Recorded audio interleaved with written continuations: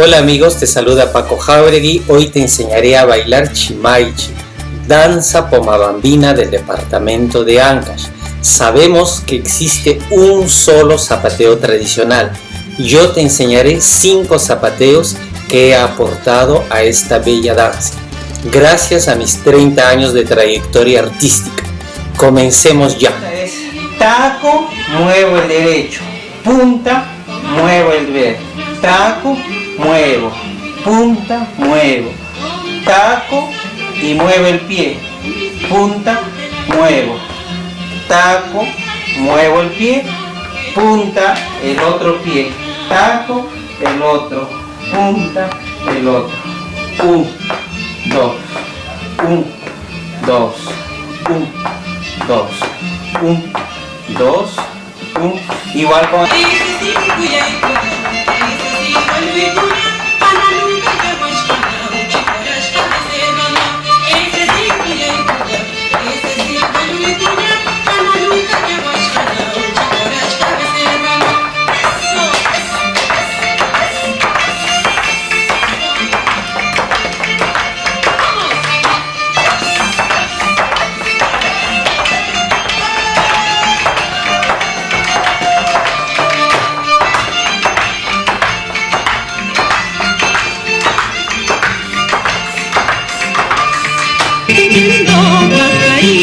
Más cariño, tú haz tu vida, yo haré el mío, así es mejor para los dos. Como no voy a sufrir, como no voy a llorar, sabes que fuiste tú a quien tanto yo amé. Como no voy a sufrir, como no voy a llorar, sabes que fuiste tú a quien tanto yo amé.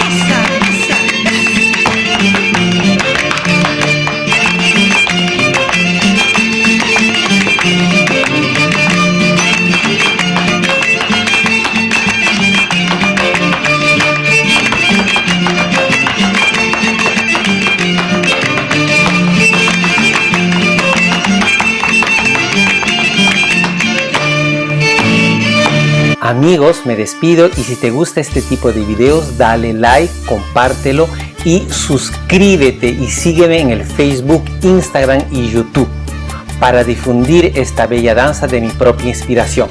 Nos vemos en el próximo video. Chao.